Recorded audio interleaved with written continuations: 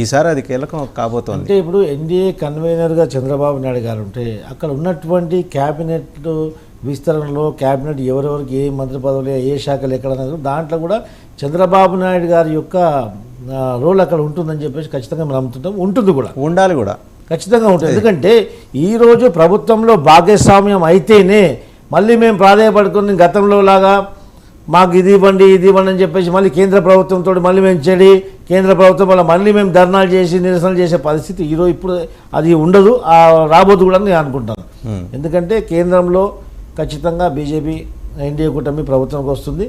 ఆ ప్రభుత్వంలో మేము భాగస్వామ్యం ఉంటే మా ఇంట్లో మాకేం కావాలని చెప్పేసి మేము సమకూర్చుకోవడానికి మాకు ఈజీగా ఉంటుందని చెప్పేసి ఖచ్చితంగా ప్రభుత్వంలో కూడా తెలుగుదేశం పార్టీ ముఖ్యమైన శాఖలో తీసుకొని భాగస్వామ్యం అవుతుంది మేము నమ్ముతున్నాం, బలంగా నమ్ముతున్నాం. దాని గురించే ఇంటర్నల్ డిస్కషన్ గురించే చంద్రబాబు నాయుడు గారు 48 గంటలు వాళ్ళతో టైం అడిగారు. అంతే తప్ప దీంట్లో ఇప్పుడు కాంగ్రెస్ కూటమి, కాంగ్రెస్ నాయకులు, కాంగ్రెస్తో అనుకూలంగా ఉన్న వాళ్ళు రకరకాల అపోహలు బయటకు ఆల్రెడీ సోషల్ మీడియా ట్రోలింగ్ అవుతున్నాయి. చంద్రబాబు నాయుడు గారు ఆఫర్ వచ్చిన మాట వస్తుంది. ఎందుకంటే నితీష్ కుమార్ ఓపెన్ గా ప్రెస్ మీట్ పెట్టి చెప్పాడు, నేను ఉండబోతున్నాను. ఇది రాజకీయము, వాళ్ళు రాజకీయ పార్టీ ఆబ్వియస్లీ కాంటాక్ట్ చేస్తారు. ఇప్పుడు చంద్రబాబు నాయుడు గారితో పరిచయం లేని వాళ్ళు ఎవరు లేరు కదా. చంద్రబాబు నాయుడు గారు ప్రతి ఒక్కరితో మాట్లాడతారు, ప్రతి ఒక్కరితో ప్రభుత్వంలో ఉన్నారు.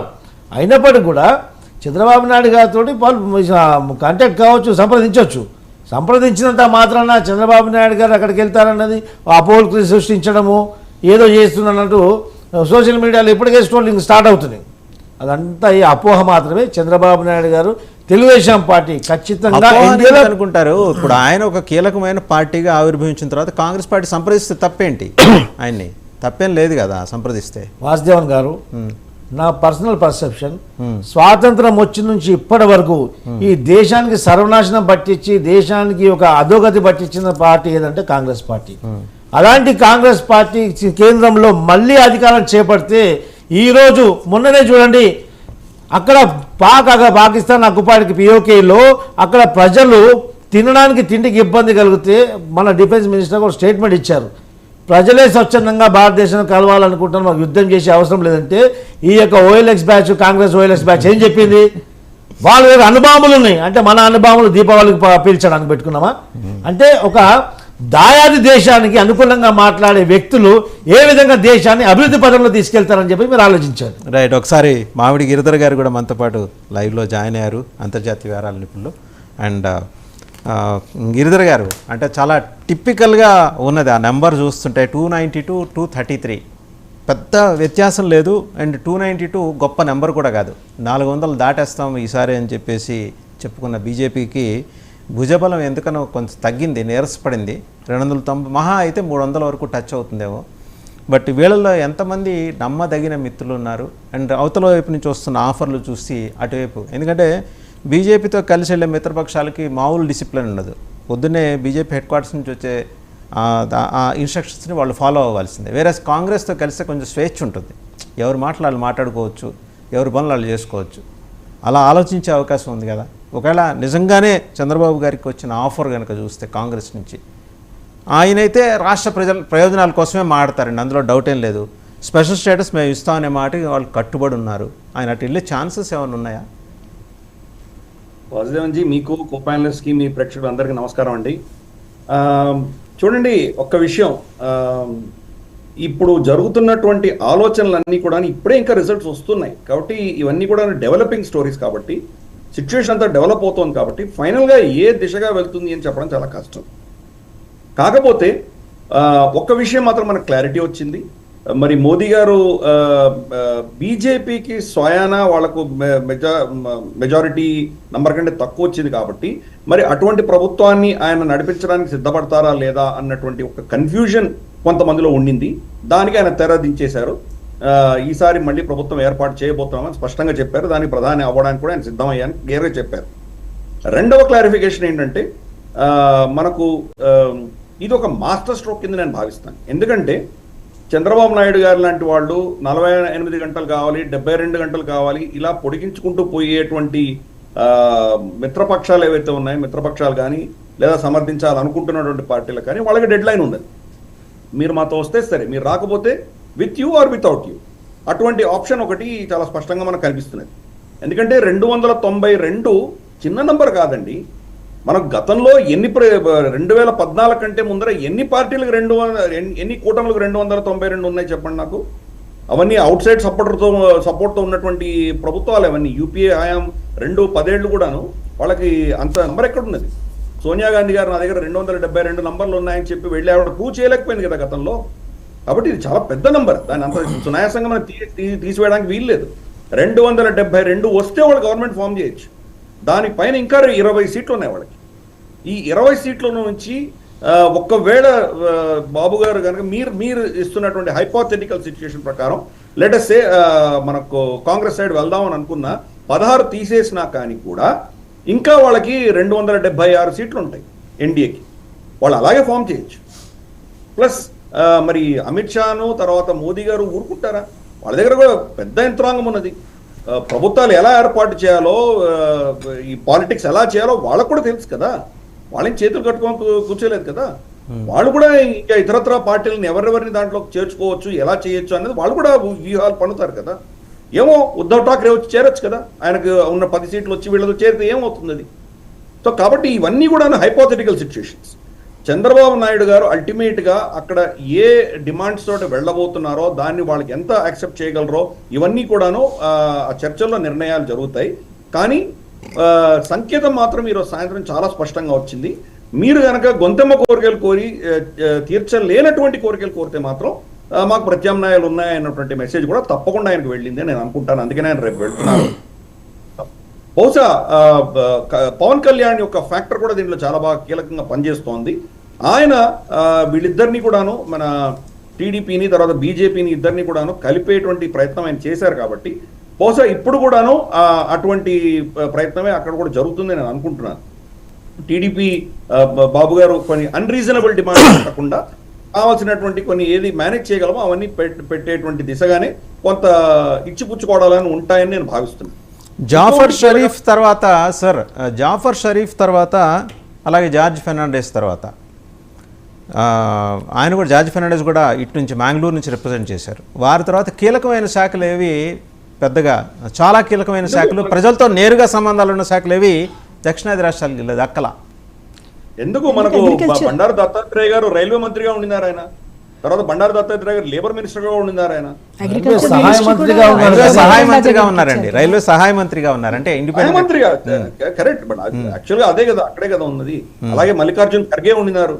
సరే బీజేపీకి లేకపోయినా కానీ కాంగ్రెస్ నుంచి కూడా ఉండినారు కదా. ఎందుకండి బీజేపీ నుంచి కూడా శోభా కరంద్లాజే గారు అగ్రికల్చర్ మినిస్టర్ గా ఉన్నారు. కరెక్ట్, ఆవిడ కూడా ఉన్నారు. సో కీలకమైన మంత్రిత్వ శాఖ లేకపోలేదు, అలా ఏం లేదు. అది ఇక్కడ బీజేపీకి బలం లేదు కాబట్టి వాళ్ళు తప్పకుండా నార్త్ లో వాళ్ళకి ఎక్కడ బలం ఉందో అక్కడి నుంచే మంత్రులు తీసుకునేటువంటి పరిస్థితి చూసాము. ఇప్పుడు కూటమిలు ఉన్నాయి కాబట్టి ఈ కీలకమైన మంత్రిత్వ శాఖలు వీళ్ళు కూడా ఇచ్చేటువంటి అవకాశాలు తప్పకుండా ఉన్నాయి. సో చూద్దాం రాబోయే 2-3 రోజుల్లో ఇది పరిణామాలు ఏ దిశగా వెళ్తాయేమో. నేను అనుకోవడం అయితే కనుక అటువంటి తప్పిదం మళ్ళీ బాబు గారు చేస్తారని నేను అనుకోను. గతంలో 2-3 సార్లు ఆయన ఎప్పుడైతే బీజేపీని తోటి మైత్రి విడిచి ఆయన వెళ్ళిపోయారో అప్పుడంతా కూడాను ఆయన పదవి కోల్పోయారు. అది ఏంటో మనకు ఆ ఒక హిస్టరీ మనం చూసామంటే మళ్ళీ బీజేపీతో కలిస్తే మాత్రమే ఆయన మళ్ళీ పవర్లోకి వచ్చేటువంటి పరిస్థితి ఆయనకు ఉన్నది. పోనీ బీజేపీ ఆయన చాలా ఓట్ షేర్ యాడ్ చేసిందా, లేదా బీజేపీ చాలా ఎమ్మెల్యేలు ఇచ్చారు అంటే అది కూడా కాదు. మీరేంటి మీకు మీ 2-3 ఎమ్మెల్యేలు నేనే ఇస్తున్నాను కాబట్టి మీరు ఉన్నాలే పర్వాలేదు లేకపోయినా పర్లేదు అని గతంలో 2018లో జరిగినటువంటి విషయం మనం చూసాం. తర్వాత ఏమైంది? 23 సీట్లకు కుదేలైపోయింది కదా టీడీపీ. ఆ పెక్యూలియారిటీ ఆఫ్ ఓటింగ్ ప్యాటర్న్ ఏంటో మనం అర్థం చేసుకోవాలి. భాజపాతో కలిస్తేనే టీడీపీ పవర్లోకి వచ్చింది గతంలో. ఇప్పుడు కూడా ఆయనకు అర్థమైంది కాబట్టి అటువంటి తప్పిదం చేయకూడదన్న ఉద్దేశంతో గత 3-4 సంవత్సరాలుగా ఎన్డీఏలో చేరడానికి ఆయన చాలా ప్రయత్నాలు చేశారు. ఫైనల్గా అది సక్సెస్ అయింది. అది కూడా ఎన్నికల జస్ట్ ముందర పవన్ కళ్యాణ్ గారి యొక్క జోక్యం వల్ల జరిగింది. ఎందుకంటే పవన్ కళ్యాణ్ గారు ఎన్డీఏలో ఉన్నారు కానీ టీడీపీ లేదు. పవన్ కళ్యాణ్ గారు ఎప్పుడైతే ఖచ్చితంగా నేను టీడీపీతో వెళ్తాను అని చెప్పి ఆయన నిర్ణయించుకున్న తర్వాత బీజేపీని ఆయన కన్విన్స్ చేసి క్రమేపీ బీజేపీని టీడీపీని కూడా కలిపేటువంటి కార్యక్రమం పవన్ కళ్యాణ్ గారు చేశారు. కాబట్టి ఈరోజు నా అంచనా ప్రకారం అయితే ఆంధ్రప్రదేశ్లో మ్యాన్ ఆఫ్ ది మ్యాచ్ మాత్రం తప్పకుండా పవన్ కళ్యాణ్ గారే. అటువంటి పరిస్థితుల్లో ఈ మళ్ళీ బాబు గారు డికే శివకుమారో లేకపోతే కేసీ వేణుగోపాలో వీళ్ళెవరో మాట్లాడి ప్రలోభాలకు లోనై వెళ్ళేటువంటి సమస్యలు ఇవన్నీ హైపోథెటికల్ సిచ్యుయేషన్. అటువంటి లేదు. ఎందుకంటే ఎన్డీఏకి ఆల్రెడీ మెజారిటీ ఉంది. టీడీపీ లేకపోయినా వాళ్ళకి మెజారిటీ ఉంది. లేకపోయినా 4-5 సీట్లు తీసుకురావడం పెద్ద సమస్య ఏం కాదు వాళ్లకు. మెజారిటీ లేనటువంటి రాజ్యసభలోనే వాళ్ళు ఆర్టికల్ 370 తర్వాత యూనియన్ టెరిటరీ స్టేటస్ తీసుకొచ్చారు మన జమ్మూ కాశ్మీర్కి. కాబట్టి మెజారిటీ లేకపోయినా ఎలా ప్రభుత్వాలు నడపారో ప్రభుత్వాలకు తెలుసు. పివి నరసింహారావు గారు మైనారిటీ ప్రభుత్వం ఉండి అన్ని అద్భుతాలు చేశారు ఆయన. కాబట్టి అటువంటి దాంట్లో ఏ సమస్యలు లేవు. కాకపోతే ఆంధ్రప్రదేశ్ యొక్క అవసరాలు అనేది చాలా ఉన్నాయి. దాని దృష్ట్యా బాబు గారు ఏదైనా కొంచెం రీజనబుల్ డిమాండ్స్ ఉంటాయి కనుక బీజేపీ కూడా తప్పకుండా స్పందించక తప్పదు. ఎందుకంటే ఆంధ్రప్రదేశ్ రాష్ట్రం చాలా విలవిలలాడుతున్నది. 5 సంవత్సరాలు కాదు, గత 10 సంవత్సరాలుగా విలవిలలాడుతున్నది. ఇది విభజన అయినప్పటి నుంచి కూడాను మనకి ఇక్కడ నుంచి ఇంటెలెక్చువల్ ఫోర్స్ అంతా హైదరాబాదు ఇతరత్ర ప్రాంతాలకు వెళ్ళిపోయారు. ఇక్కడ ఇండస్ట్రియల్ డెవలప్మెంట్ ఏం అవ్వలేదు. ఉచితాలు ఇచ్చుకుంటూను మనకు పథకాలతోటి మనం ఓట్లు తెచ్చుకునేటువంటి పరిస్థితి గత 10 సంవత్సరాలుగా చూసాం. ఇప్పుడు కనీసం దాని మీద ఏదైనా ఇన్ఫ్రాస్ట్రక్చర్ ఇంప్రూవ్ చేయడము, administration is not development. Development అనేది డిఫరెంట్ గా ఉంటుంది. అది దాని మీద ఫోకస్ పెడతారని నేను భావిస్తున్నాను. ఆ దిశగా మరి మోదీ గారు, బాబు గారు ఇద్దరు అడ్మినిస్ట్రేటివ్ దిట్టలే వాళ్ళిద్దరు కూర్చొని ఏమైనా ఆలోచన చేస్తే కనుక తప్పకుండా తెలుగు ప్రజలకి మనకు లాభం చేకూరుతుంది నేను భావిస్తున్నాను. రైట్, ఒక చిన్న బ్రేక్ తీసుకుందాం. చరిత్రకే సవాల్ విసిరిన శ్రీ చైతన్య నీట్ 2024 ఫలితాల్లో 720కి 720 మార్కులతో ఆల్ ఇండియా ఓపెన్ కేటగిరీలో 7 ఫస్ట్ ర్యాంకులు ఒక్క శ్రీ చైతన్యమే. తెలుగు రాష్ట్రాల నుండి 3 ఆల్ ఇండియా ఫస్ట్ ర్యాంకులు ఒక్క శ్రీ చైతన్యకు తప్ప మరెవ్వరికి లేవు.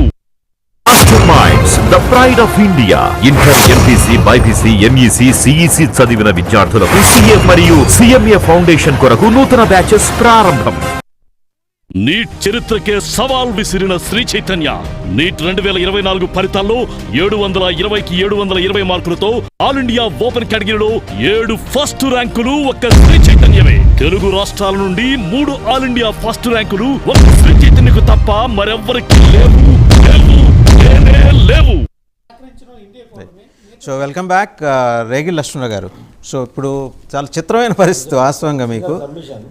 ఇందాక సార్ ఏమనంటే చంద్రబాబు నాయుడు గారు ఏదో గొంతమ్మ కోరికలు కోరితే మాత్రం ఏం చేయని కుదరంటే ఆయన గురించి అనలేదండి. అదే వాళ్ళు అన్నారంటే ఇప్పుడు చంద్రబాబు నాయుడు గారు కోరికలు స్వలాభం గురించి కాదు. రాష్ట్రంలో దశాబ్ద కాలం నుంచి రాష్ట్రం యొక్క ఆర్థికంగా అన్ని విధాల రాష్ట్రం ఆ రోజు ఇబ్బంది పడుతుంది. ఆంధ్రప్రదేశ్ రాష్ట్రం ఏది కోరినా రాష్ట్రం యొక్క భవిష్యత్తు నిర్మాణాత్మకమైనటువంటి నిర్మాణం గురించే కోరడం జరుగుతుంది. అంతే తప్ప మేము కోరిన కోరికలు వాళ్ళు ఇవ్వాల్సిందే. It is they responsibility. అంతేగాని మీరు కోరిన కోరికలు మేము ఇయ్యము, ఇంత ఇస్తాము, ఇంత చేస్తామంటే అదేవిధంగా జరుగుతుంది. గతంలో మీకు బీజేపీకి తెలుగుదేశం ఎక్కడ జరిగిందండి? 4 సంవత్సరాలు కలిసిన తర్వాత లాస్ట్ సంవత్సరంన్నర ముందు ఎందుకు జరిగింది? మేము అడిగిన డిమాండ్ని మీరు ఫుల్ఫిల్ చేయలేదు కాబట్టి మేము ప్రజల యొక్క సంక్షేమం గురించి, ప్రజల యొక్క భవిష్యత్తు గురించి మేము చంద్రబాబు నాయుడు గారు బీజేపీతో ఎన్డీఏతో విభేదించారు కదా. స్వలాభం గురించా మాకు మంత్రి పదవులు ఇవ్వమని చెప్పారా? మంత్రి పదవుల నుంచి కేబినెట్ మేము బయటకు వచ్చాం కదా. చంద్రబాబు నాయుడు గారి యొక్క నిబద్ధత మీద శంకించే అవసరం లేదు. చంద్రబాబు నాయుడు గారు రాష్ట్ర ప్రజలకు రాష్ట్రం యొక్క భవిష్యత్తు మీద దృష్టి పెట్టుకుని మీ మీద డిమాండ్ చేస్తారు తప్ప స్వలాభం గురించి కాదు. చంద్రబాబు నాయుడు గారికి పదవి కానీ తెలుగుదేశం కానీ పదవి ఈ యొక్క ప్రభుత్వం కొత్త కాదు. ఈ పంచాయతీలన్నీ